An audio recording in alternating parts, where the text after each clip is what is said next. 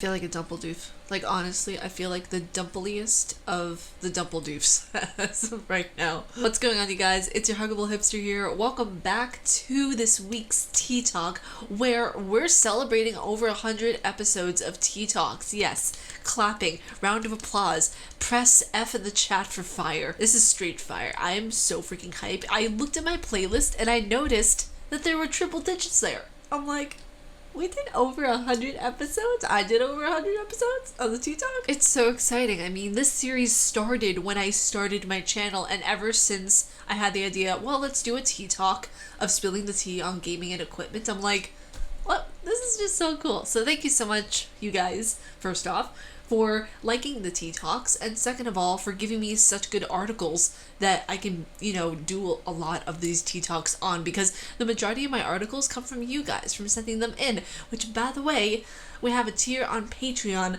that you guys can go check out. That way you guys can send me articles, send me links to things, topics that you want me to discuss, all the usual suspects. But originally this video was actually going to come out after my first playthrough of the Blair Witch. I had a dumpledoof moment. And I will explain. I log into my Xbox. I'm ready to play the game at 12 a.m. 12 p.m. is when the game comes out. So as you guys are watching this, I am most likely doing the game playthrough. That way the first episode comes out after this. But yeah, I thought it was going to be 12 a.m. So that's my bad.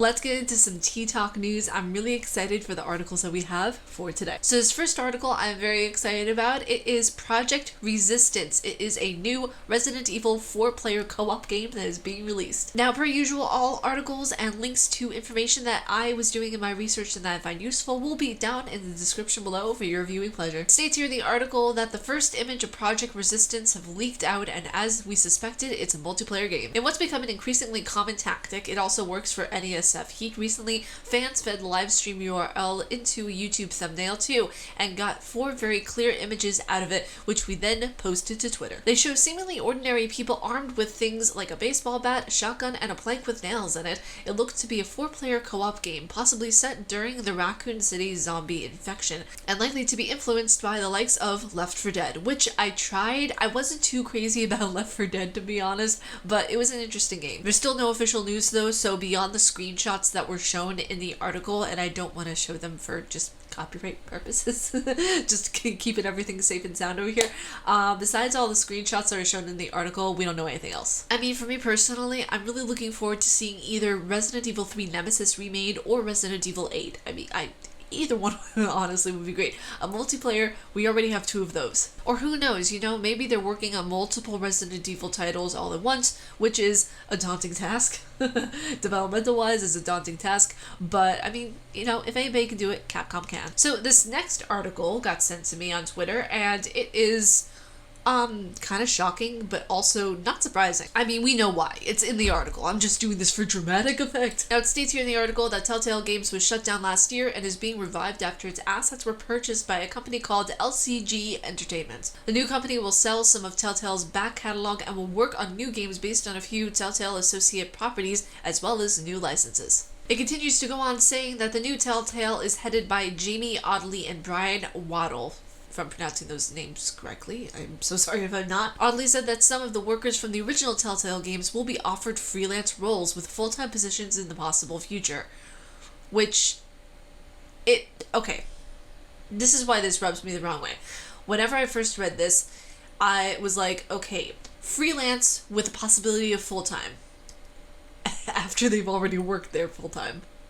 You see the issue I'm having with that statement? You're going to offer someone a freelance position that's already been in the company full-time. That's kind of a slap in the face to me. It states here in the article that Audley has spent much of his career in mobile games, most recently as founder and CEO of Galaxy Pest Control. Waddle's previous experience, including running sales and marketing for the Havoc Games engine, neither worked at Telltale Games prior to its shuttering in 2018. Thousands of people getting laid off and losing their jobs, which is most likely the only one that they have, and is their livelihood, because if you end up working at a game company, you are making like chef's kiss. You are making bank, honey. And to say that they're working hard to not make similar mistakes, I get where he's coming from, but it just sounds like you're gonna make different mistakes though. Now, I can't wait to see what happens more with Telltale. I'll be keeping a close eye on the situation, but the article was very in-depth and I want you guys to get a sense of it and read it for yourselves instead of it all having it being spoon-fed to you guys here. I think that's fair. If you guys want more information from the article in videos in the future, please leave a comment down below, because I always get mixed reviews of, oh no, we just want a snippet, or oh no, we want the entire article, which I feel like is kind of counterproductive in a way. And for our last gaming article that we are going to be getting into for today, it is The Gaming Faces Its Me Too Movement. That this is also an article that was sent to me, and I'm not surprised. Again, another situation when I'm not surprised. But this article is very important. Again, not going to read the entire thing. I want you guys to really... It's different when someone's reading it to you versus when you're reading it on your own. I feel like you take it in better whenever you read it on your own. But there are some points here that I want to discuss that I feel like are major in the gaming community as of now. Now, it states here in the article that game developers are highlighting sexual harassment in the industry after several people accused colleagues and peers of assault and abuse. It continued on saying that many women came forward and shared their experiences online after a developer posted a blog alleging she was raped by a colleague. Now, to go further into the article, it's saying, in quote, video games are having a Me Too movement. The toxicity from fans has been well documented for years, but the toxic, abusive, predatory behavior between developers has mostly been spoken about in whispers between trusted friends, said media critic and writer Anita Scareskin.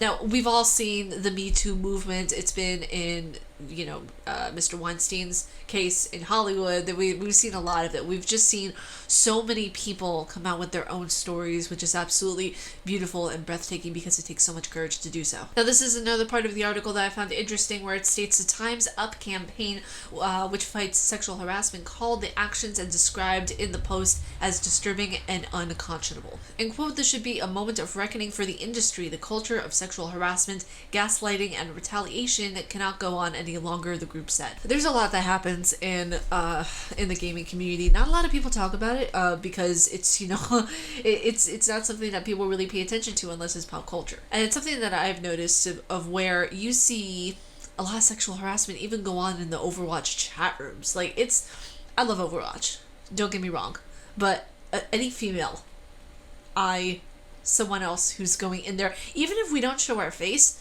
there's still harassment. Clips, so many like little short clips that are taken from VODs whenever a woman is streaming, and they go into the chat room and they're just like, oh, I regret putting on my mic, oh, I shouldn't have turned my mic on, because as soon as a guy hears a female's voice who's playing Overwatch or any online battle game like COD or anything like that, immediately they get harassed. There are a lot of good guys out there, and there are a lot of good females out there, but the harassment in the gaming culture that has been going on, some might not say that it's a lot, but if you open your eyes and you really take a look around you and you notice what's going on, it's a lot. Keep an eye on the Overwatch community. I watch Overwatch League. I am a big supporter of the game Overwatch. I just see it so much happening in that community. I see it happening in Final Fantasy community. I see it happening so much, and it's one of those things of where they think that they can get away with it. And a lot of people think because of the anonymity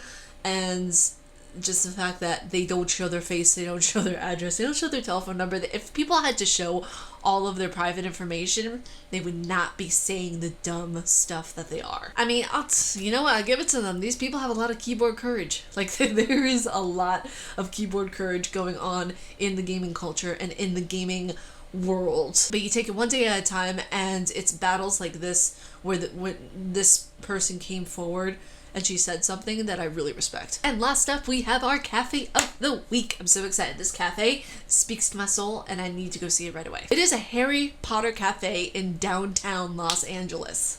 Now, for me personally, I've never been to Los Angeles. I would love to go there sometime, get all bougie, see the Kardashians, all that kind of stuff. But for me, I would just love to see the cafes. I would love to see oh my god, the shopping. Now, it states here in the article that the cafe is not an official Harry Potter property, but more of an homage to J.K. Rowling's iconic series. With whimsical decor and details, there is a wall of wands. Oh my god, there's a wall of wands.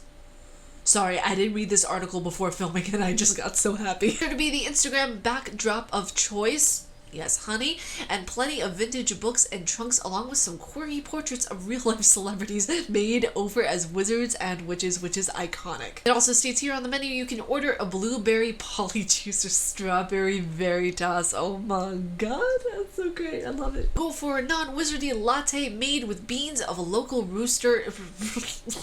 A local rooster. It's roaster. Dingleberry. Made with beans from a local roaster.